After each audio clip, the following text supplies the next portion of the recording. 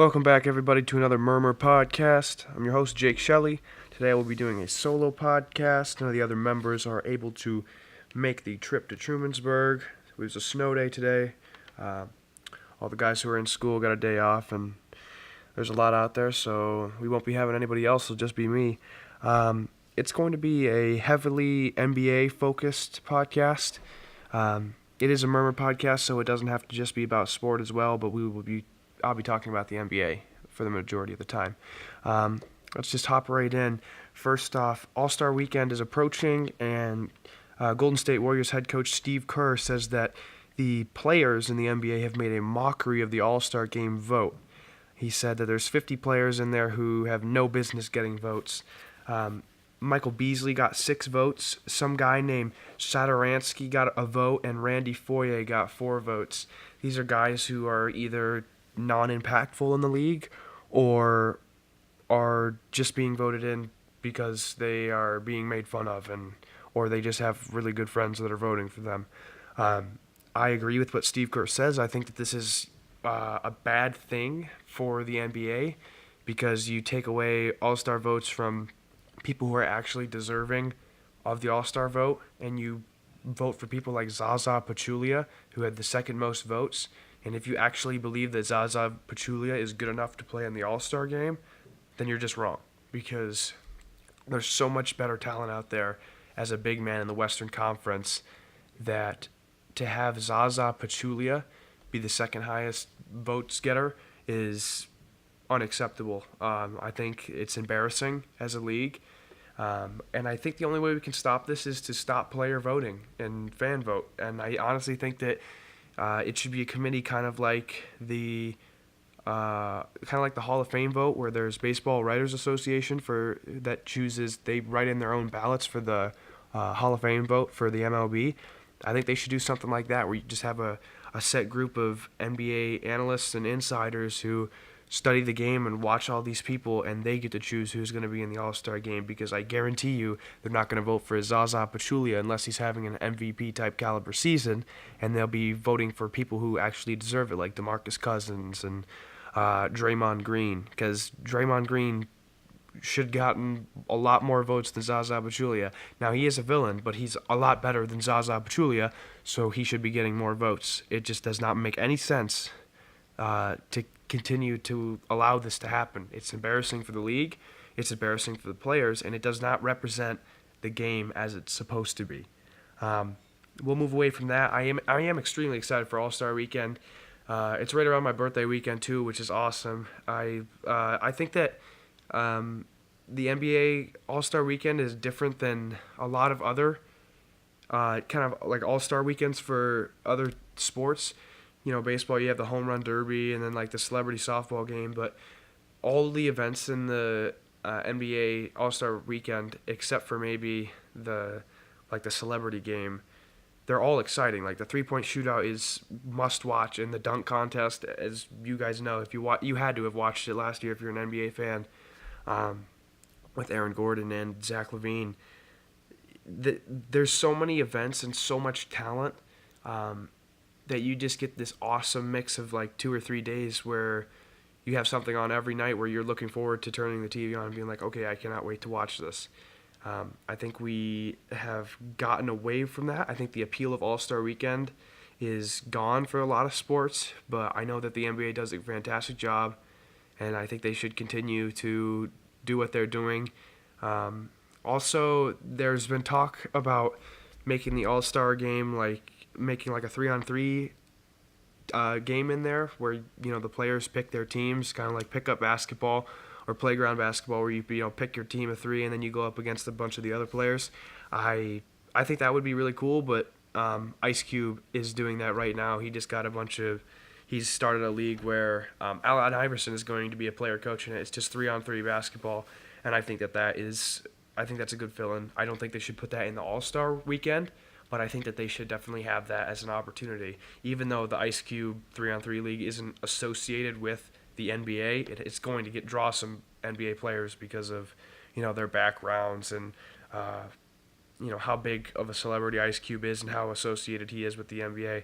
That's going to be something I cannot wait to watch, because who doesn't want to see Allen Iverson cross people up. Like that is, I would much rather watch that than like whatever NBA game is on like a Wednesday. Like the Knicks and Pacers was on last night.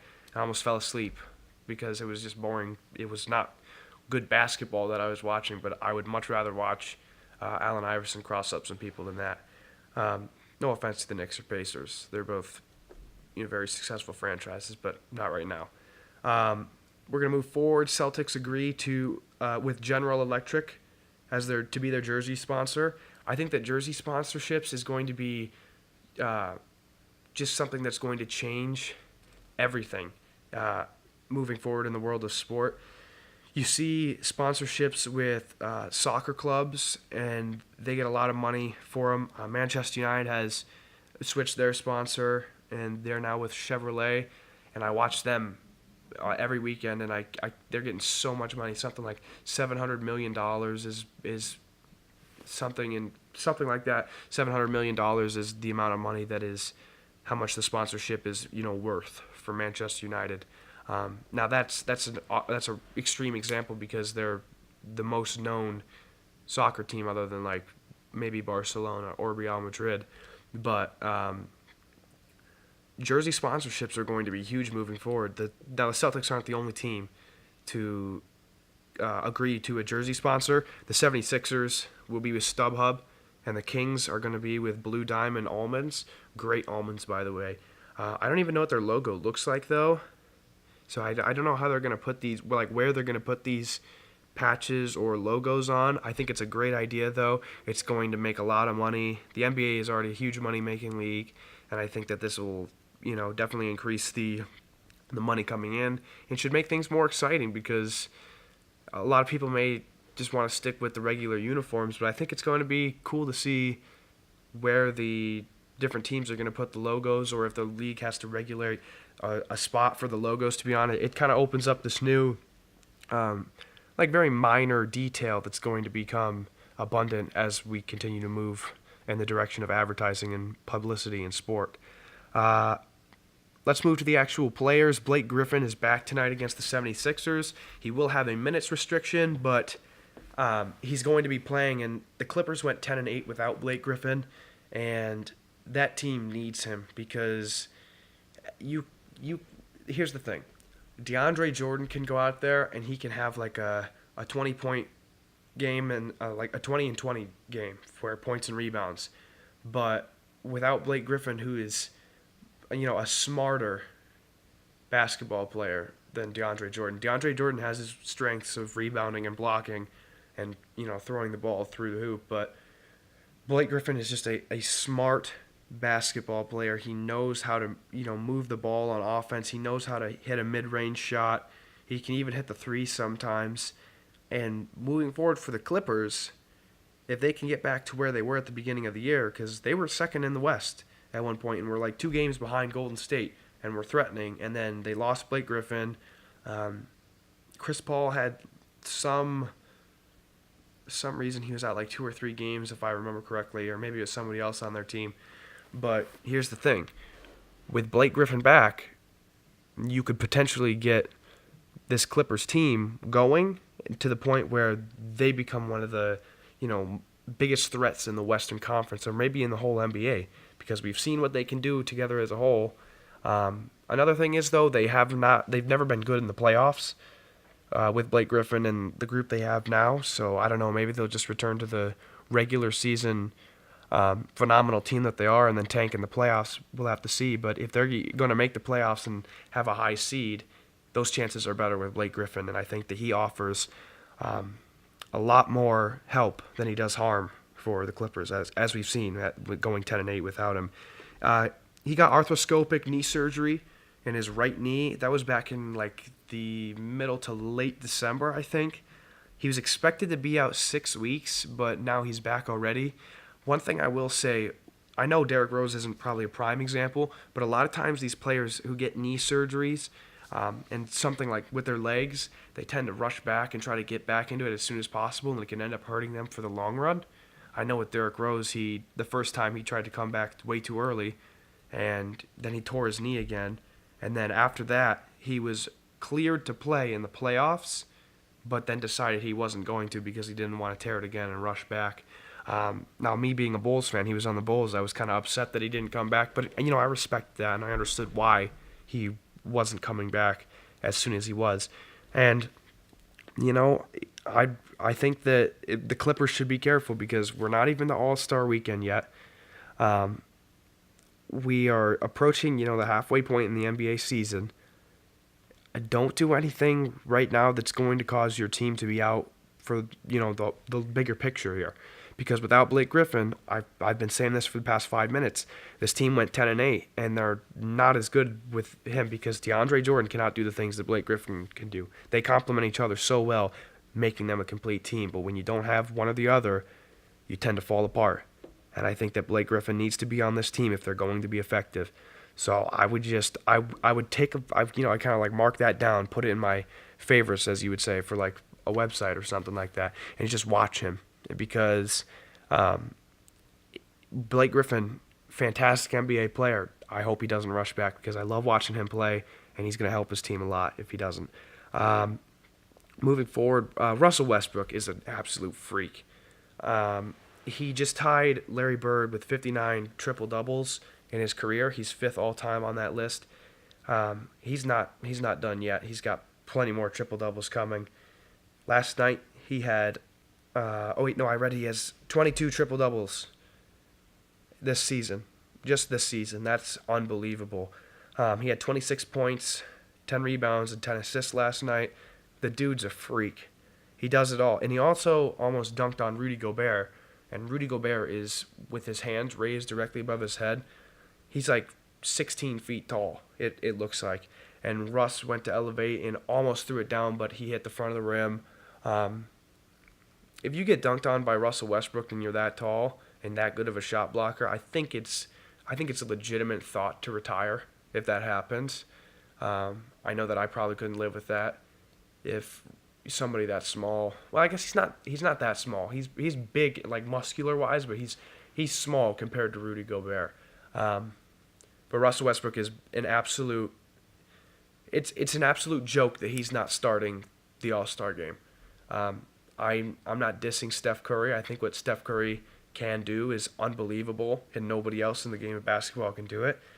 But if you're talking about All-Star and what they mean for the league, Steph Curry has like the merchandise, and he's seen as the poster boy, and one of the best shooters. But what Russell Westbrook is doing every single night in terms of production on the court, it's unbelievable, and he should be starting the All-Star game.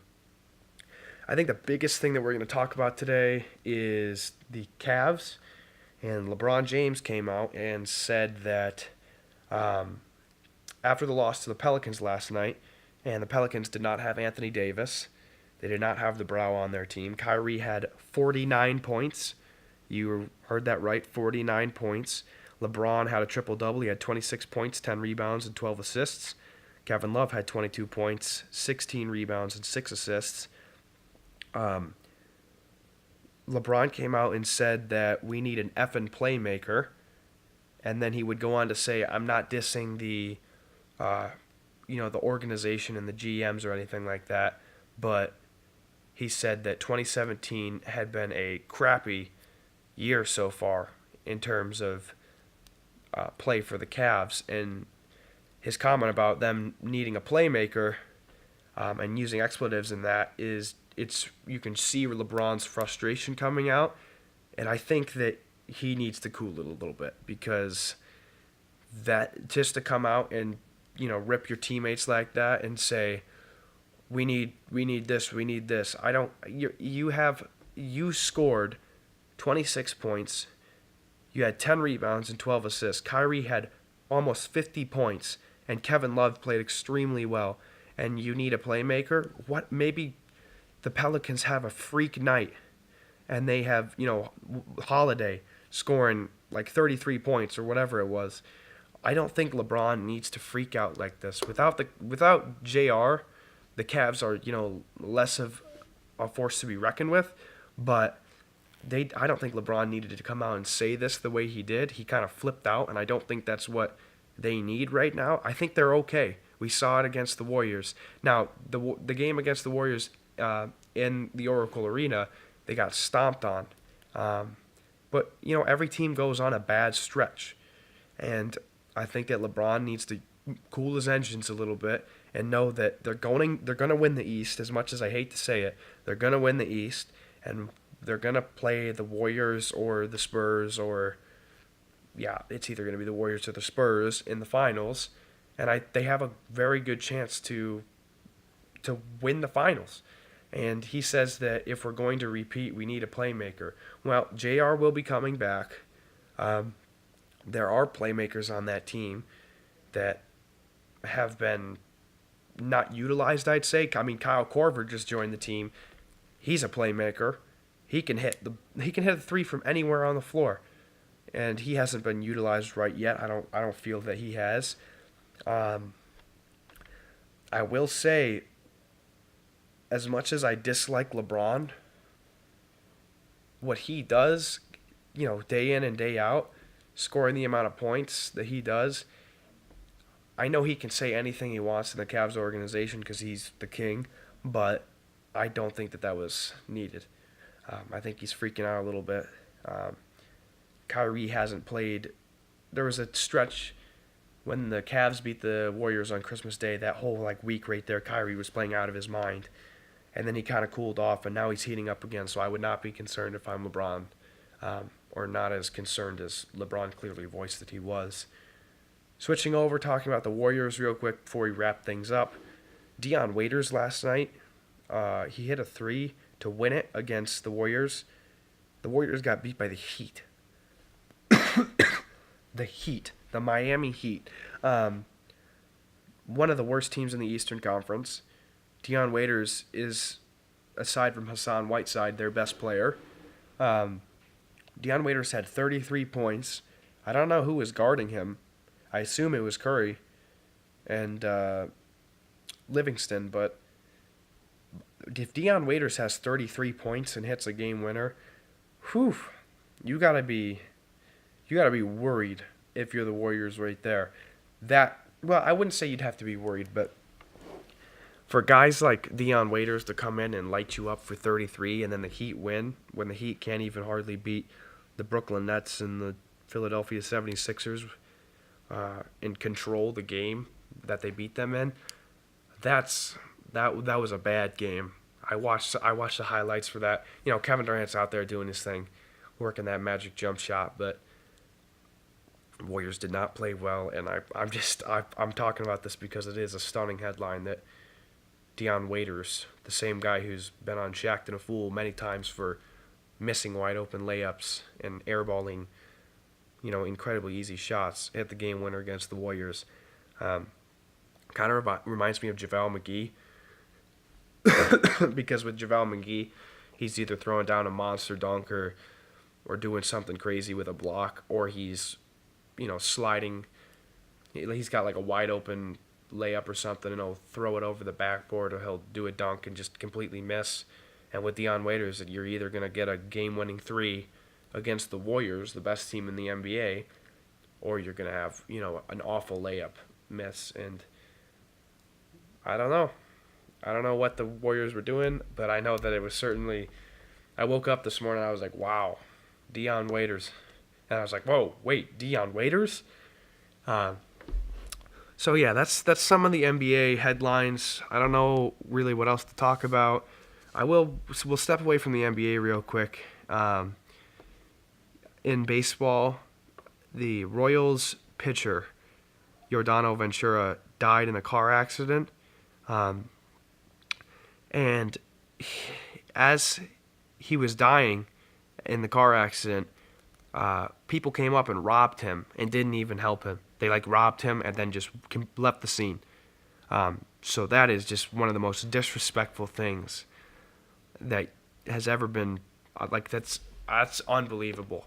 How much of a jerk do you have to be to see somebody dying, or at least know that they're not in a fantastic condition, and you just go up and no hesitation rob this guy and then leave him for dead?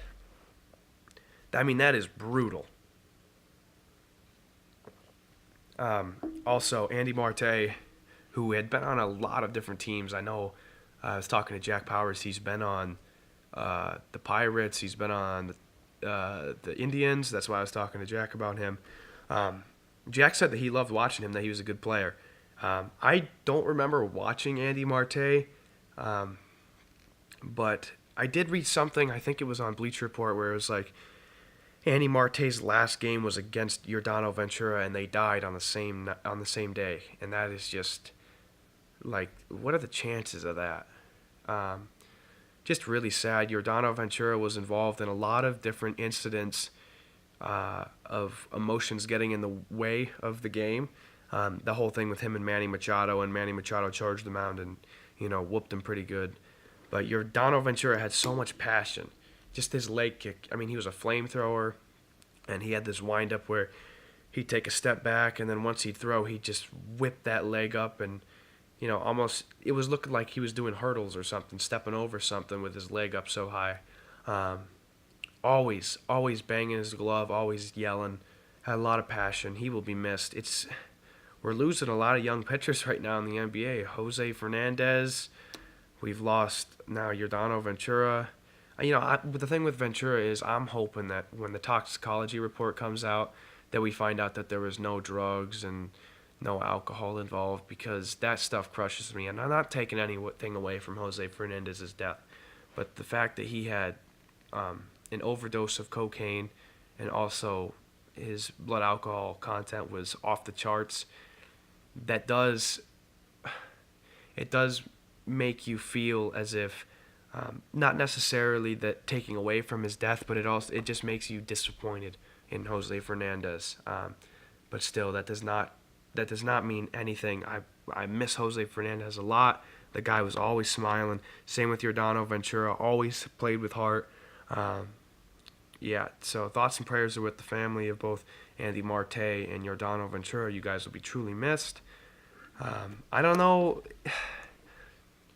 what's going on in the offseason that causes these car accidents and these bad things to happen, but whatever it is, I just want it to stop, because if we keep losing these young pitchers, we're gonna be losing a lot of all-stars, and I know God's gonna be gaining some up there in heaven, but I'd like to keep him down here for a little longer.